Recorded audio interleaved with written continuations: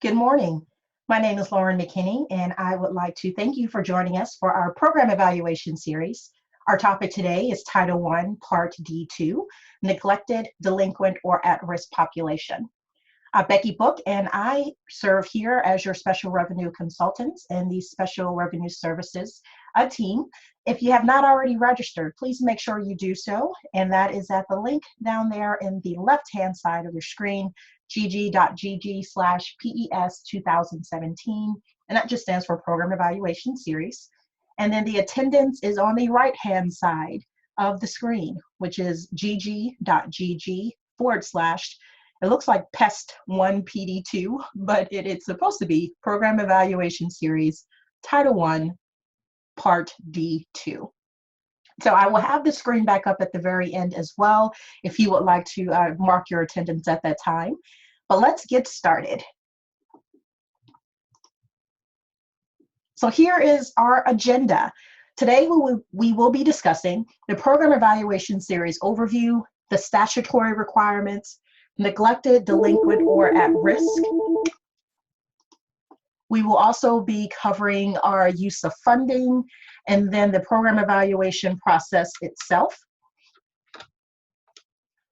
We will be wrapping up our morning with the program evaluation requirements specific to Title I, Part D2, then the CNA CIP link, and just a preview of other upcoming series sessions that we have, as well as some resources. So, what is it, the Program Evaluation Series? How many are there, and why are we, in fact, offering this? Here is the series description that comes directly from the webinar flyer that's been disseminated, and that was also on our region10.org/Title I flyer page. And in short, basically anything that we're receiving federal funding for, we have to do an actual program evaluation on. They want to make sure that the funding that we have been receiving and that we are utilizing for, in particular, the Title I Part D2 program is actually worthwhile. It is benefiting the population that it is set up to benefit. The usage of the funds really is for the best overall benefit of the students, and that at the end of the day, student achievement excels, because with all federal programming, it literally comes down to how did the students do. So here is the flyer. We are offering a total of 9 in this series. Last week, we've already covered 3. On May 18th, we had parent involvement. The 19th was Title I Part C, and we started off this series on the 17th with Title I Part A, Improving Basic Programs. Today, the 22nd, we're covering our Title I Part D2. Tomorrow, we'll be covering Title II, and then, well, specifically teacher and principal training and recruiting. And then on Wednesday the 24th, we will be having another look at Title III, but this time Part A, English Language Acquisition. We are offering this because we want to provide a sort of on-demand approach to, I need to know specifically how to evaluate this program. With schedules, yours, ours, sometimes it becomes a little tricky with having access to someone exactly when you need it. So that's where the Program Evaluation Series webinar kind of came from. We wanted to make sure that at any time you would have access to the program evaluation process, why we have to do it, how you actually do it, and then lastly, what pieces are needed from you so that you can keep moving forward with receiving the funding and recommending whether or not this program is worth continuing. So the statutory requirements, you'll see throughout this that everything that we're referencing does go back to NCLB. And the reason why is because we are still on the last legs of the No Child Left Behind Act. So with that, up until July 1, we are still having to adhere to the regulations and statute requirements under that. So the evaluation process in general and why we have to do this, it's just looking at what we set out to do, what we actually accomplished, and to what degree we actually accomplished it. Evaluation must be planned from the very start. So it's that concept of starting with the end in mind. This is where we want to go. So what are we putting in place to achieve this? And how will we know once we get there? This includes collecting baseline data. And the baseline data assists us in providing additional data at a later point to be able to go back and look at and say, hey, this is where we started. This is where we are now. Did our students benefit? If they did not benefit, and I cannot support this benefit through data, then maybe this is something we need to reevaluate. Data can be collected from a variety of sources.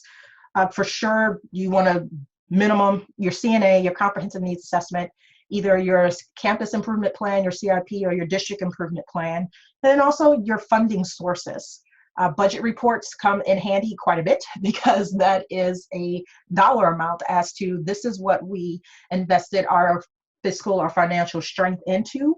So from here, let's see if what we pretty much earmarked and invested resources, financial resources into was worth it for student achievement.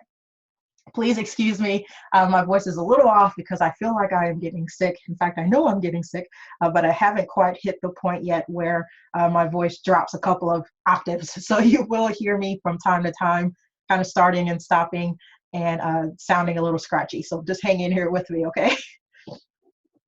So moving forward with data pieces, we want to make sure that as we plan for the next year, if I'm starting off this point now, because I'm evaluating the program now, and I'm looking back and I'm saying to myself, geez, I really don't have as much data as I would prefer. It's fine because it's the end of the year. So kind of is what it is at this point. We are going to take the data that we can get and use to our best of our ability to make recommendations at moving forward with these specific programs. In this case, your Title I Part D too. But this is something that we want to make sure we plan for next year, because this is something that if we're genuinely saying we want to be able to prove or show that these programs that we're engaging in are worth it and are a benefit, I need to be able to have data to support it. So engaging in the statutory requirement process, it is actually found, and the requirements for this are found in the provisions and assurances portion of the NCLB consolidated application. So the statutory requirements, and this is a blanket for all of the actual federal programmings, but then the slide after this will give us a little bit more information specific to Title I Part D2.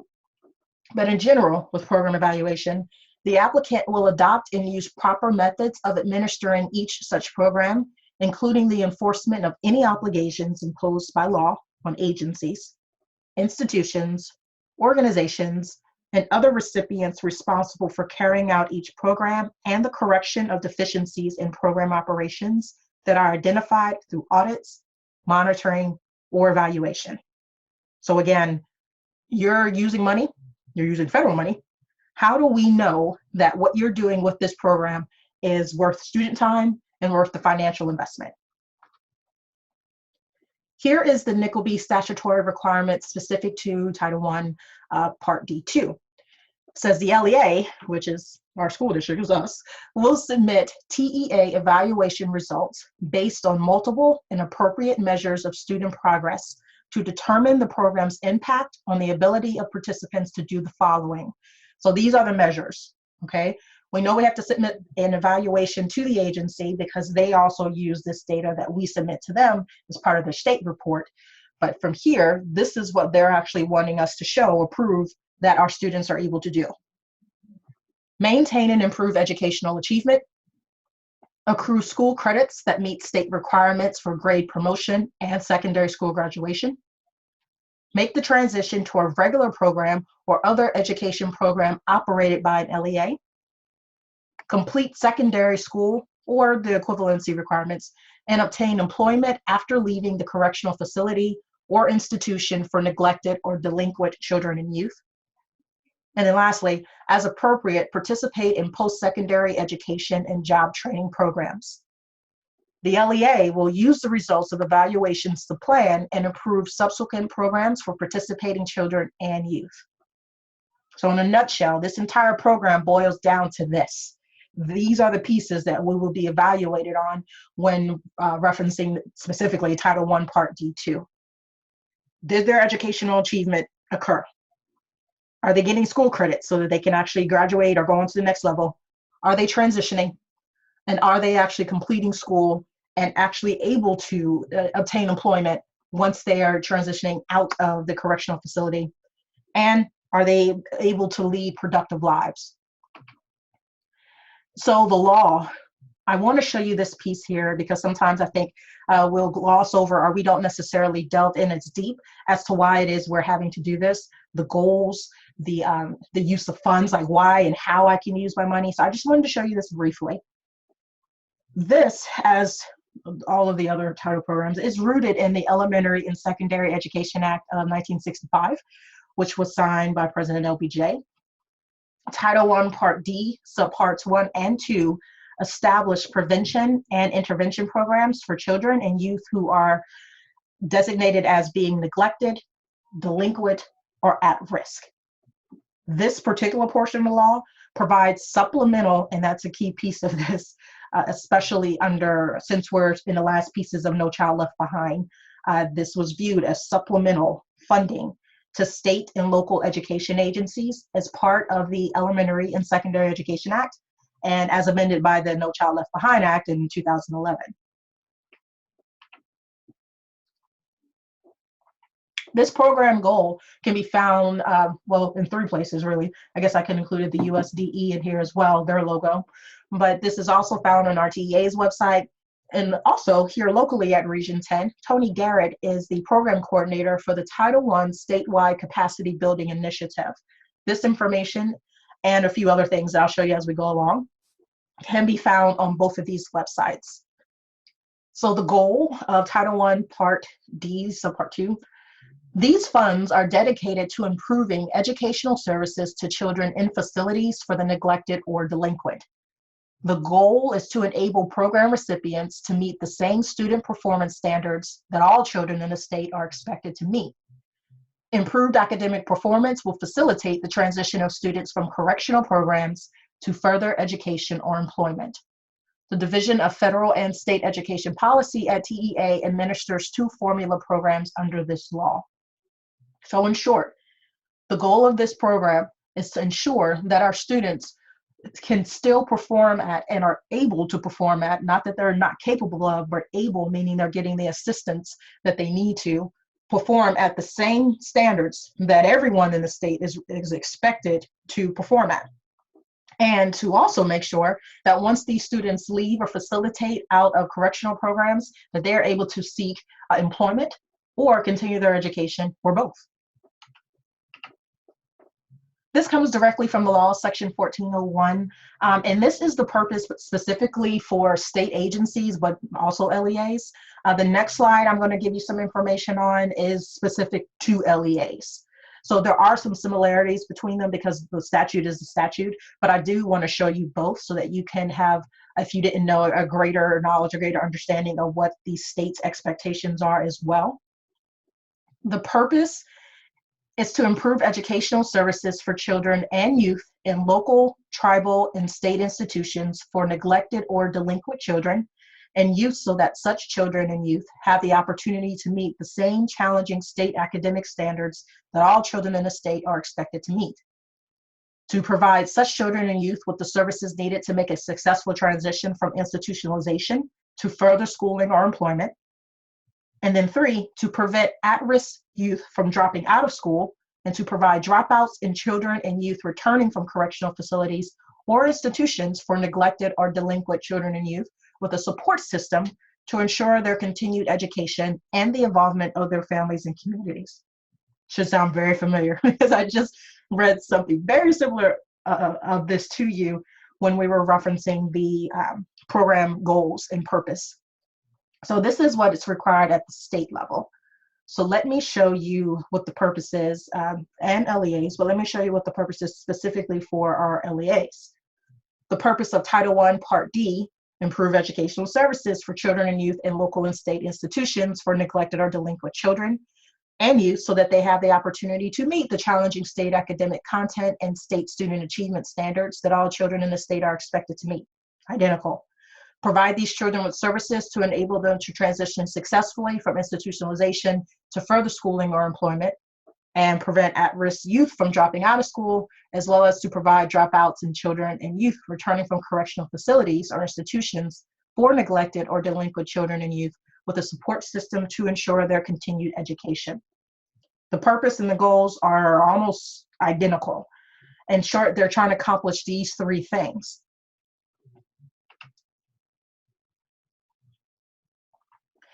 Going on for our LEAs, this is the transition and academic services portion because that is listed in there as well.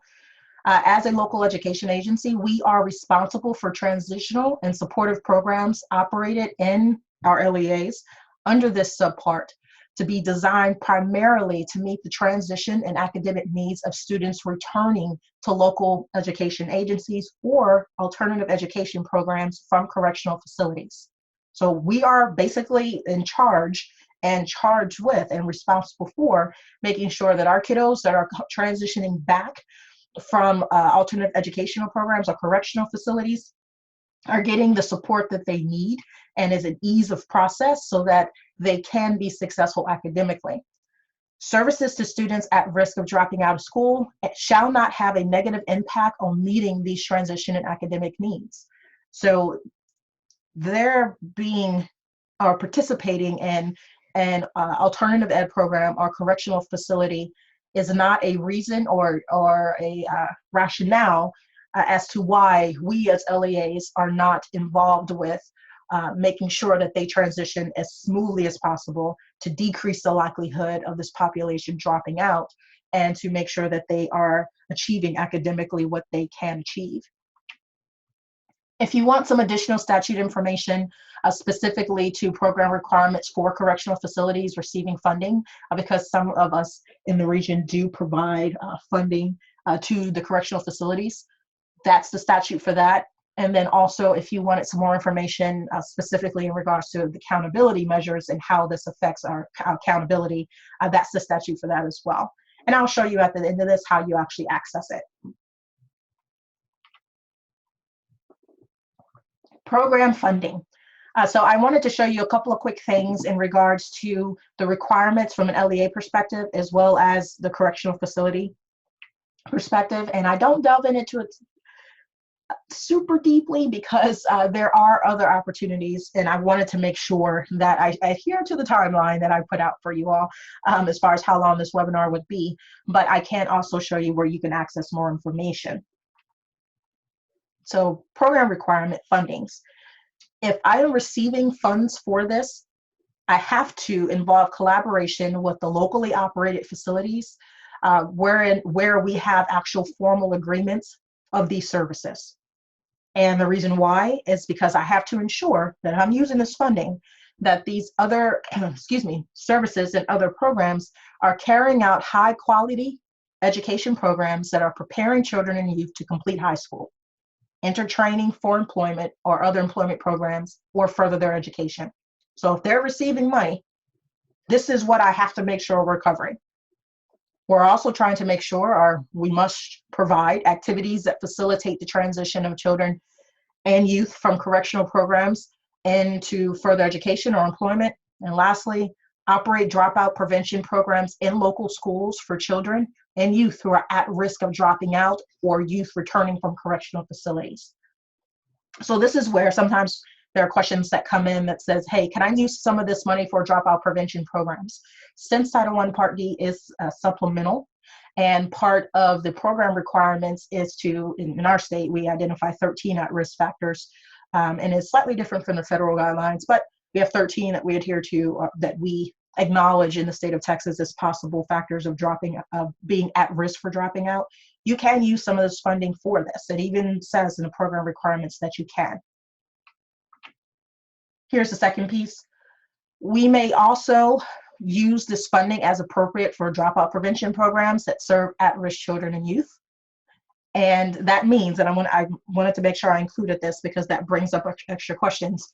An at-risk child or youth means a school-age individual who is at risk of academic failure, has a drug or alcohol or other substance abuse challenge, is pregnant, is a parent, has previously come into contact with the juvenile justice system, at least 1 year behind the expected grade level for a person of that age, is a migrant or an immigrant, has limited English proficiency, is a gang member, previously dropped out of school, high absentee rate. Coordination of health and social services for children and youth who are at risk.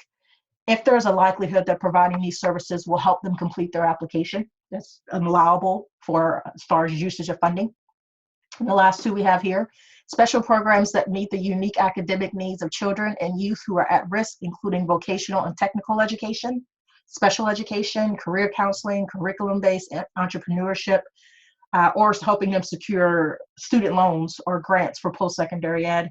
And then lastly, you can use this funding for programs providing mentoring and peer mediation.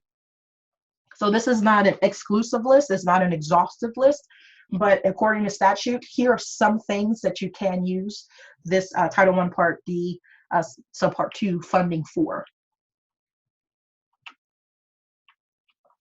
An LEA receiving this funds must use a portion of its funds to operate a dropout retention or dropout prevention program for students returning from a locally operated correctional facility.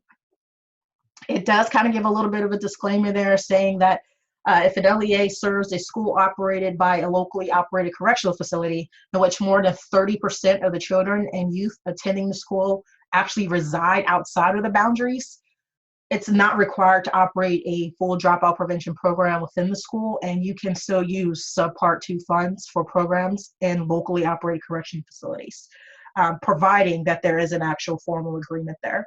So the program does give a little bit of a disclaimer as far as depending on really where the students are residing. Here are a couple of things in regards to program eligibility. All children and youth in local correctional facilities are eligible to be served through the age of 21. And that is a piece that we get questions about quite a bit. They are eligible up into the age of 21. In local participating schools, all youth are eligible for services under Title I, Parts A or C, if the school receives Title I funding. If a school receives Subpart 2 funds and they're not a Title I Part A school, you still have to identify the students that are considered at risk enrolled in the school. And you identify them by these categories. Children and youth have been adjudicated within the juvenile justice system, but have returned to a school operated by the school district.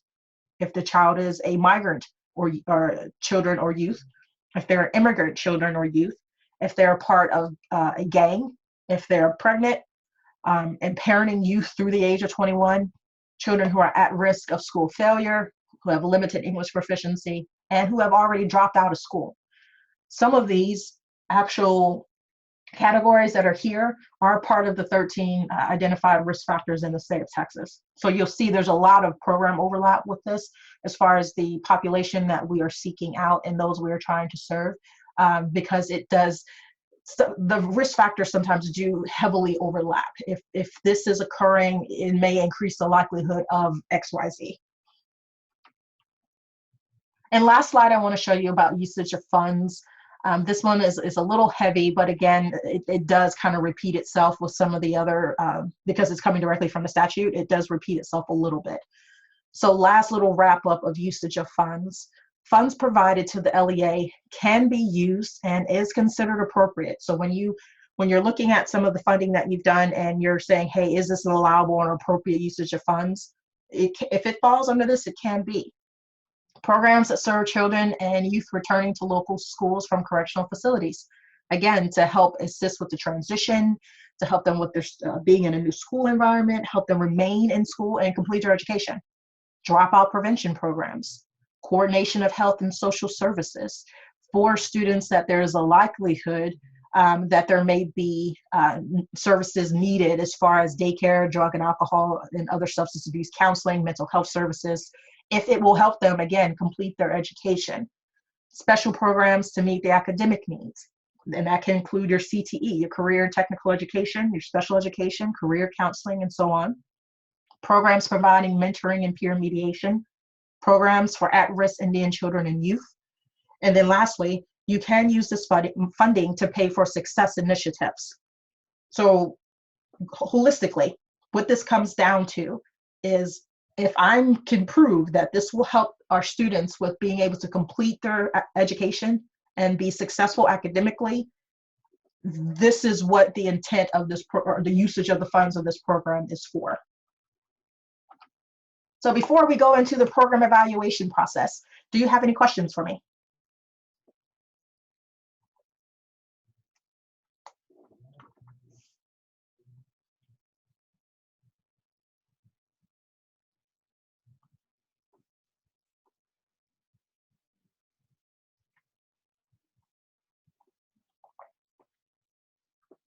Awesome. Let's keep going. So this next section covers the general program evaluation process. So what the process is, the tools, examples, and then how to possibly evaluate it. So if you have the program evaluation booklet, it is found on our region10.org/Title I website. This is actually page 6 of the booklet itself, and this goes into more information. I try to break it down and do piece by piece and chunk it that way. But globally, the 5 steps with evaluating a program: list the needs, identify the strategies, identify the funds, review the data, and then evaluate its impact. So first step, we're listing the needs identified within the comprehensive needs assessment. And what I did is just snapshot the student achievement part of your CNA, but whatever section you pull from here is totally at your discretion. I just wanted to show you this. So the needs that are identified that we're using for this program evaluation should all link back to the CNA that we did at the onset, because all of this is related. It really is just one continuum. We're starting off with that CNA because based on data, it lets us know, hey, these are opportunities for growth. This is something that we're strong at. So we're going to summarize our needs in order of priority so that we can see this is the opportunity for this program or other programs to be able to support our students in this way. One of the things that I want to point out here as well, with the summary of needs, it's important that you don't limit yourself, because should you, let's say, you randomly, that your district or your, let's just say you're able to find some additional funding. Additional funding comes through, it could be from a partnership with someone else, or your district reallocates, you have extra money now. And you want to be able to use this funding on some of the other initiatives or programs that you think may benefit the students.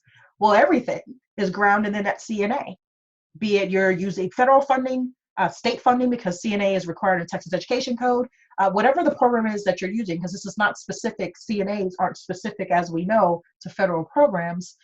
I have to be able to show that it's found in my CNA. So we highly encourage you all not to just use, or not to just list 1 or 2 of your actual needs.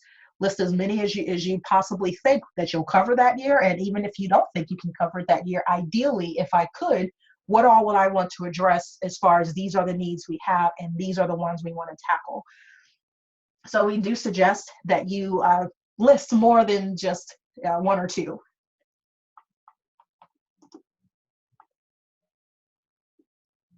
Here is step 2 of the program evaluation process.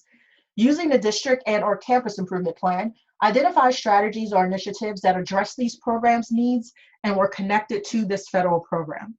So I screenshot in this is a template for the campus improvement plan. Everyone's looks completely different, but just depending on what your improvement plan looks like, if you use software, wherever the case may be, the purpose of this part of it, identifying the strategies, is to say, hey, our CNA, because remember it's all a continuum, that CNA let us know these are the needs we have through data. They're not just subjective. Our improvement plan then said, hey, these are the strategies that we're going to use to meet the need that was identified in the CNA, and this is how we're going to get this done. So strategies and action steps were listed here. Person responsible, resources, and as a side note, the resources also includes and also means your funding. This isn't just material resources per se, as it is the financially that you want to put in here. This is about how much I think it's going to cost for us to run or operate this program. And then we have timelines, actual evidence of implementation, evidence of the impact, formative or summative evaluation pieces. And then, since again, this is under, we're still adhering to No Child Left Behind, These are the Title I school-wide components, or the 10 school-wide components as they're also known under NCLB. So here we're actually looking at which specific strategies we selected to address the need, which drives us right into step 3, identifying the amount of funds expended to implement the strategy or initiative if applicable. So I just screenshot out an even smaller piece of a sample improvement plan and said, hey, this was a strategy. Again, persons responsible, funds, they're talking about the resources. I now am to the point, I've looked at the data, we know what our needs are. We're looking at this plan, which is, hey, this to address the needs that we have, here's the plan, our strategies and actions that we're putting into place. Now, this is how much money we think we need at the onset to earmark, more or less, for this program in order for it to be successful, which also takes you into your actual budget reports. So this was pulled from the agency's website. It is not a district or an LEA within our region, but this was pulled from the TEA's website. And this is just one of the budget reports that we have out there for a district in our state. One of the reasons why I screenshot this in here is because this is an easy place for you to go to be able to identify your funds. This lets us know at all times when I'm spending money exactly how much I spent, what percentage of it, where did it go.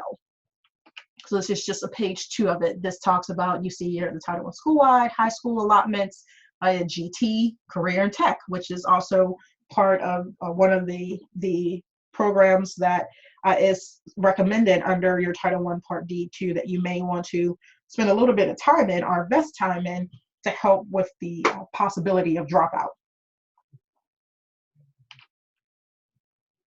Here is step 4, reviewing the data, which again takes us back to that CNA. Can't get away from the CNA. The CNA is there and it is here to stay.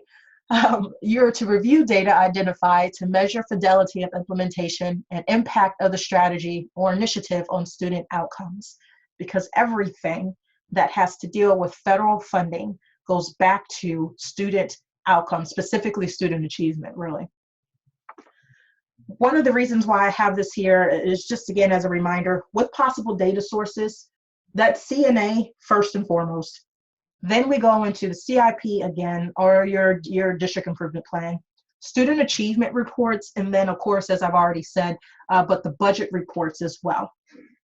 Additional data sources may be your sign-in sheets, the results of the survey. Let's say you had some surveys evaluating the effectiveness of that Title I Part D program.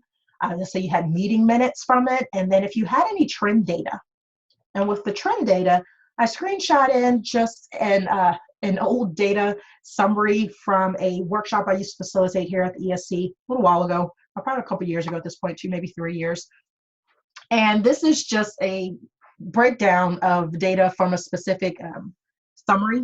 Our CA3 summaries here. But the purpose of this is to show I can look at that trend data over time, because it does provide a little bit more of an understanding or a global perspective of this is where the students are. And I mean, obviously this is not valid because this is Cartoons Middle School and we have Captain Phoebus in here as well as Wreck-It Ralph and Yosemite Sam. But I screenshot this in here again just as a reminder that looking at that trend data definitely helps. Looking beyond, of course, that CNA, which is crucial, but also looking at what are other alternatives, other things that we have to be able to gauge the effectiveness of the program. And specifically with our Title I Part D2, since that is referencing academic success of a high needs or at-risk population, those grades are clear indicators, are assistance with whether or not this program, the funding is worth investing in that program. And if not, what can we do to revamp it? And here is the last step in the program evaluation series, evaluating the impact. And this is sometimes the hardest piece, because you want to evaluate the impact and make recommendations for either continuation or modification of the strategy or initiative. And I say that this one sometimes becomes the hardest piece because the other steps, you have the data, you have the information, you're pulling directly from your CNA. It's at this portion, though, that you really have to be able to step back and take an objective view and say, yes, we enjoy this program, we enjoy this specific strategy, because you're looking at this, per strategy action that you're reviewing. But is this one actually the best one to invest our resources in? Resources being finances, time. Is this the strategy that we want to actually continue? Does it benefit our students to do so? So I want to show you the program evaluation tool. This can be found on our website as well, region10.org/Title1. And I'll take you to it at the end so that you can have a closer look at it. But it's just an Excel sheet. Entitlement that you see there across the top of the sheet references the money. So again, it's important to have your budget reports. The completion date is not the completion date of the entire program. It's not the completion date of the school year. It's the completion date of the evaluation, when you actually completed engaging in this evaluation process for this specific program. Underneath that, you see the program intent, and it's the same definition that I've shared with you a couple of times in a couple of different ways. So I won't read it to you again, but each of the program evaluation templates look the same. It has the program intent, followed by the program evaluation committee. And that's where we see stars number 1 and 2. Now, the reason why these are starred is because we wanted to remind you all, please do not forget to include their name, and their name, not L. McKinney, Lauren McKinney. And then also, please don't forget their positions. Within a CNA, you'll see there's 8 possible members, and if you can add more than that if you want, but at a minimum 8 members, and who they are. It can be a businessman, it can be a business representative, it can be a community member, it can be the administrator, it can be a parent. Whatever that person's position is, we want to make sure that we are highlighting and putting that off to the side, so that when we go back, if for some reason you are randomly selected for a verification or an audit or whatever the case may be, we can show that this involved a very diverse population, and this involved a true global perspective from multiple perspectives as to whether or not in multiple positions and roles within the school organization itself. And that includes our stakeholders, our parents, and our community and business members, so that it does show that this program was not something that we within the school sat down and said, okay, let's put this together. We want to continue this, and this is why. This shows proof that there were multiple parties involved in this who really are for the benefit of our kiddos. The evaluation tool here, I want to point out a couple of things. This is page 2 of the evaluation tool. You see the date there? That's the date per line that we're talking specifically about that individual strategy. So this first column says date. So let's say May 22nd. Identified needs from the CNA, and then the strategies to address needs. This is the day that we're evaluating this specific strategy, and even how much money we spent on this expenditure, whether or not it had an impact. And from there, are we recommending the continuation or the modification of this strategy for this program in the future? The data sources here include all of, in addition to the ones that we looked at before, so your CNA, your CIP, your DIP, trend data, just the data that you use to evaluate the program goes there. The second column, or the next date, this is for the next need, the next strategy, the next expenditure. So just as a reminder, on that first page, the completion date is when you totally compiled and reviewed the entire report, the entire evaluation tool. The date here is the date that I looked at this specific strategy. Okay, now I want to show you a couple of things, and the next couple of slides are specific to program evaluation requirements for Title I, Part D, Subpart 2. So what I have in red are the key pieces that pop out to me. We already know that we have to do a program evaluation for every federal funding program that we have, that we're receiving funding for. But in addition, specifically for Title I Part D2, we must evaluate the program, disaggregate the data on participation by gender, race, ethnicity, and age, not less than once every 3 years. We also have to make sure that we're maintaining and improving educational achievement. Our students are actually accruing school credits so that they can promote to the next grade and graduate from high school. We also have to make sure that this program is easing the transition or making the transition to a regular program or other educational program. Complete secondary school. We're checking to see, are our students actually completing school and obtaining employment after leaving a correctional facility or institution. And lastly, as appropriate, participating in post-secondary education and job training. So earlier when we looked at the program goals, the program components, that's what we're going back and evaluating at the end. Once we've completed this, we're going back and we're saying, hey, these pieces that were required in legislation, that were listed in legislation, we have to make sure that the program, when we're evaluating it, genuinely met those needs. In addition, each LEA must submit the evaluation results to the agency, use the results of the evaluations to plan and improve subsequent programs for participating children and youth. Lastly, programs used with this funding should be designed with the expectation that children and youth will have the opportunity to meet the same challenging state academic content and academic achievement standards that all children in our state are expected to meet. We know this. To the extent feasible, the evaluations that we're doing should be tied to standards and assessment systems that the state or school district has developed for all children. Now I'm going to go into the CNA and CIP link, and this is going to be briefly because I know that we said I was going to keep this one to about an hour, but I did want to go into this just a little bit with you. Do we have any questions about anything that we've covered so far?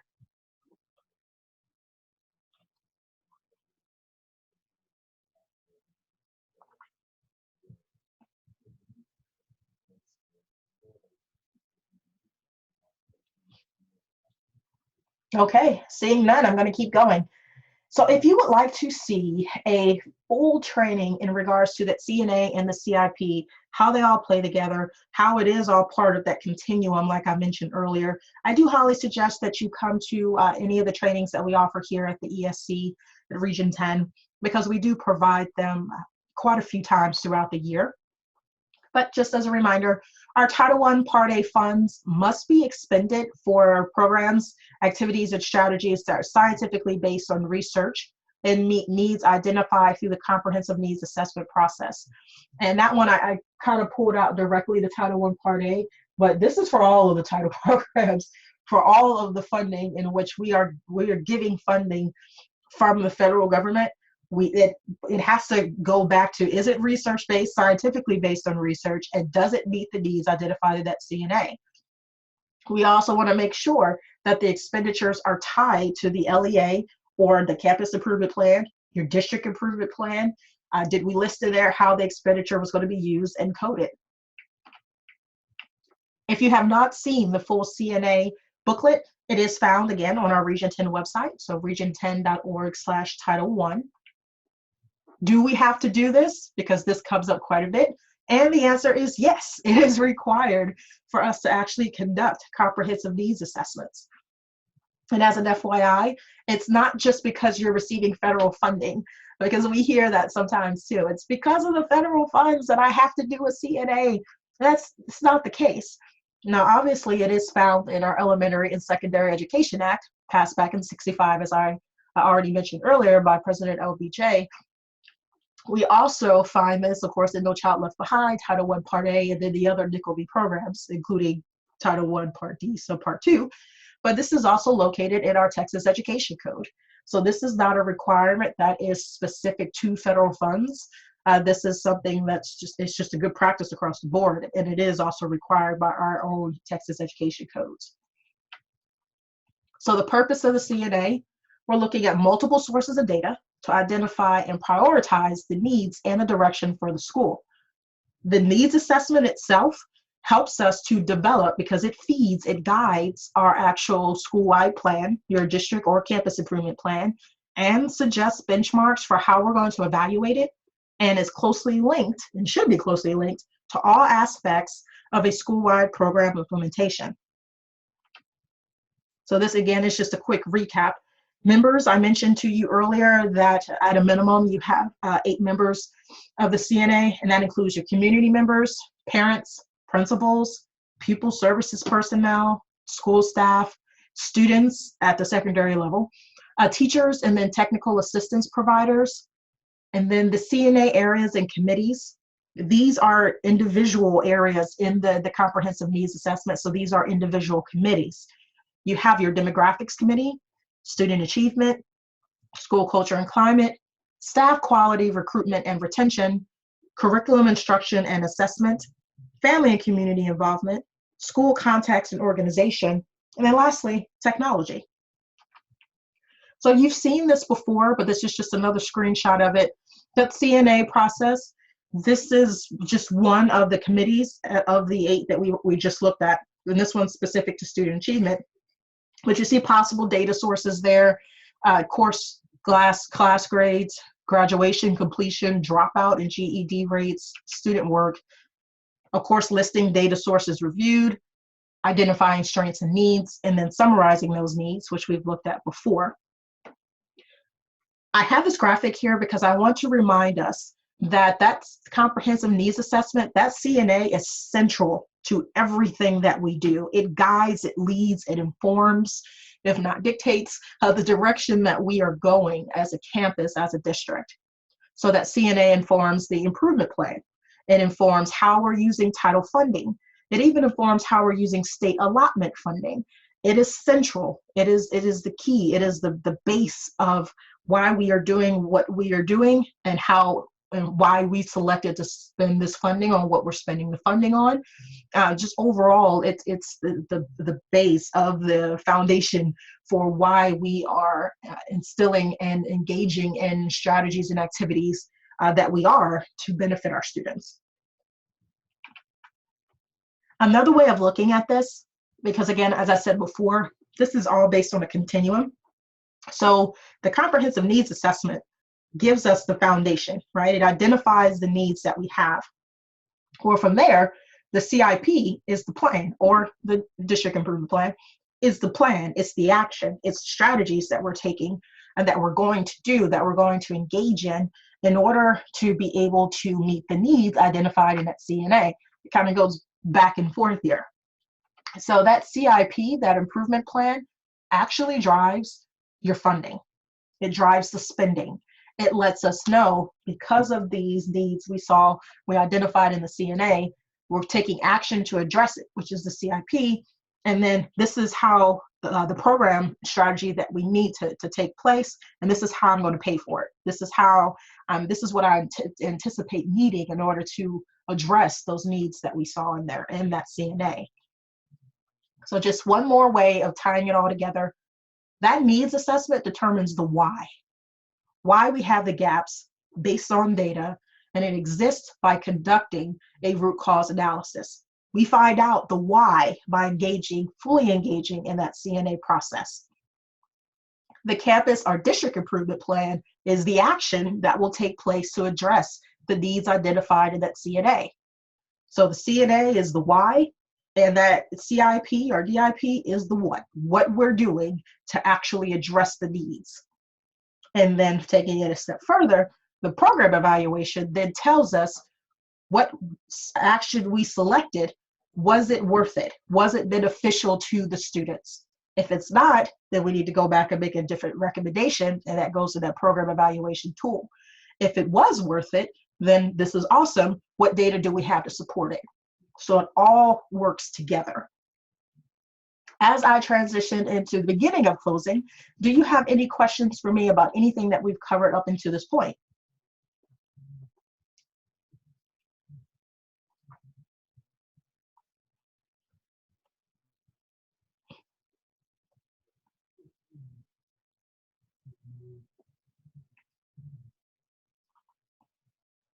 Okay, going into our last 10-15 minutes together, I do want to show you some resources. Here's the first piece. When are we offering and what are the other program evaluation series sessions? Today was Title I, Part D, Subpart 2. Tomorrow we'll be covering, as I mentioned before, Title II, Part A, and then on Wednesday, Title III, Part A, but that one is specific to English language acquisition. We will conclude our program evaluation series for this 2016-2017 school year on June 1st, when we have a look at Title VI, Part B, Rural Education Initiative. Just as a reminder again, I know I said this earlier, but these are all based on the NCLB titles. So I know that some of these have moved around, I'm aware, but as we are concluding the last phases of No Child Left Behind, that's why these titles are listed the way they are. So first thing I want to show you now is the NCLB Program Evaluation booklet. We will visit the website once again, region10.org/Title I. When you're on the website, you're going to go to the fourth tabby over, which says Title I, Part A. That NCLB application/compliance will be gone as of July 1, because that's when we formally transition into ESSA. On that Title I, Part A website, once you have a look onto that page, you'll see several things, but as you scroll down on the left-hand column, you will see the Program Evaluation booklet. And that is what it looks like.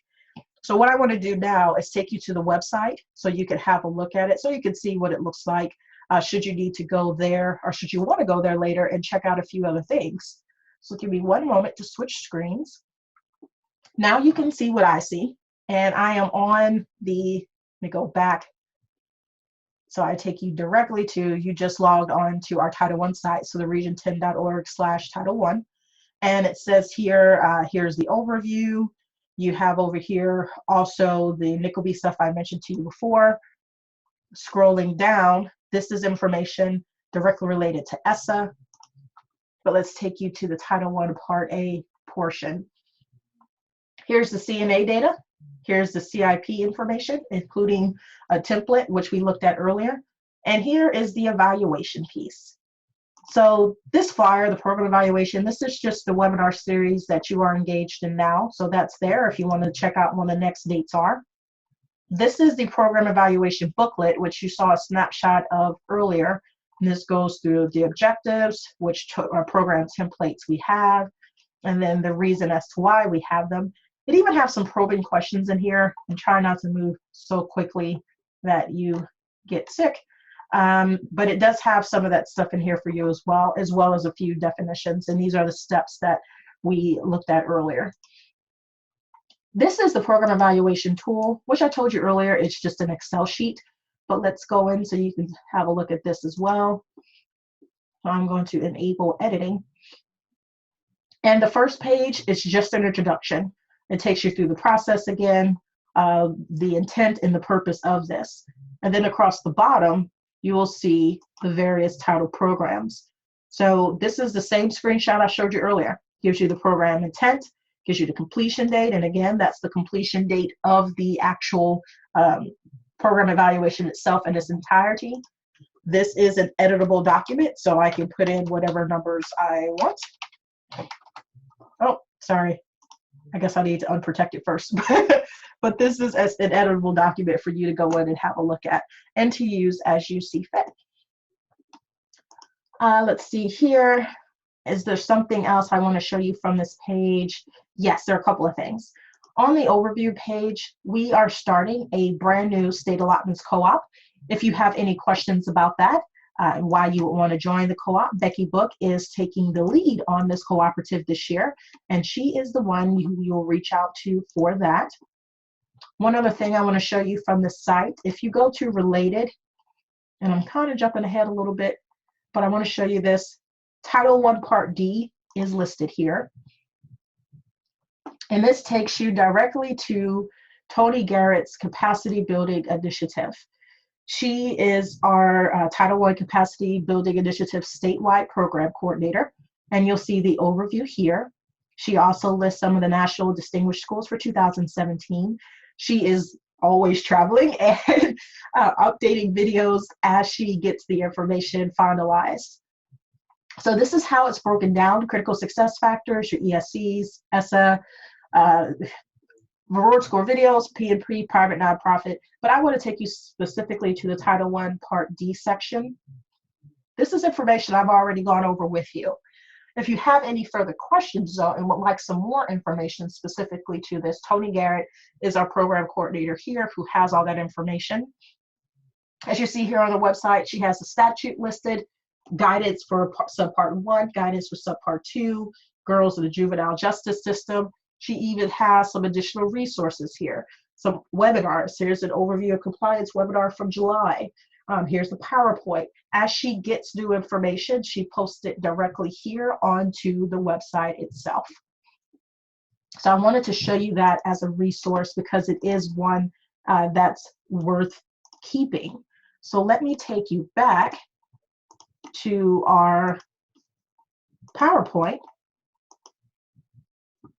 On the TEA's website, you'll also have access to the Title I Part D or Delinquent resources. And as you can see, the information is the same. This is the same that we actually have on our capacity building initiative here on Region 10's website. You'll also see here again, same information, the statute, the guidance, and they have also what they call a couple of fast facts, and I'll show you that next. Again, this can be found on the TEA's website. This is Title I, Part D, Subpart 2. This is goes into what's considered the program guidance. One of the things I like about this one, as you read through it, it has a lot of FAQ kind of things. It's set up and like, well, if I want to use this, can I spend this funding on this? So it really is a nice user-friendly way of looking at, is this an allowable or unallowable cost kind of thing? And that is found, again, on our TEA website and also on our Region 10 Capacity Building Initiative website as well. And this is a website I just took you to, but the shortcut web link for Tony's website is region10.org/capacity building, all one word. And when you go on there, you'll see some other resources there as well, but specifically the Title I Part D is there for your usage. Here is a list of the fast facts, which we saw on the website, on TEA's website, as well as on the capacity building website. And it just gives just quick snapshot data about the program at large. The fast fact web pages, just as an FYI, it does present national and state longitudinal data on the funding, the program types, and student demographics for children and youth who are designated as neglected, delinquent, or at risk, and enrolled in the Title I Part D, Subpart 1 and Subpart 2 programs. So just as an FYI, you could also find state data on the academic and vocational outcomes and pre-post-test assessment results for this program in this Fast Facts handout. And they'll also take you to a few other places, or a few other resources as where you can delve even deeper into the data. Also wanted to show you this as a last resource here. The actual legislation is, of course, found on our USDE's website, as well as a few other places. But if you wanted to go directly to the USDE's website, there is their short link for it. But if you're on the capacity building initiative website, that region10.org/capacity building, that first little link says statute, it takes you directly to this page. So as I wrap up our time together this morning, and I felt like I was going a little fast because I was trying to stay within the time restrictions I gave. Do you have any last minute questions for me about anything that we've discussed during our time together?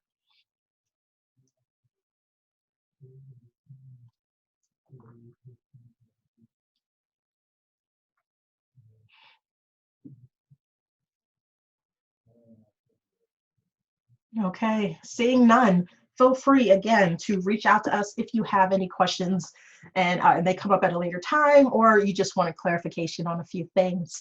Amber Lazane is our Assistant Director of Special Revenue Services. Tony Garrett, whose website we just looked at, is the Program Coordinator for our statewide Title I Capacity Building Initiative. Becky Book is my counterpart here at Region 10, and she serves as State Allotments and our SSA consultant. I am there in the middle, and I am serving as your second as a SSA consultant. And then Laura Griffin here on the far right is our consultant that works primarily and really exclusively with our private nonprofit. If you have any additional questions or if there's anything else that we can do to be of service to you, please feel free to reach out to us. And I want to thank you again for participating in our program evaluation series, Title I, Part D, Subpart 2, Neglected, Delinquent, or At Risk. Thank you so much for your time, and I hope that you have an awesome day. Thank you.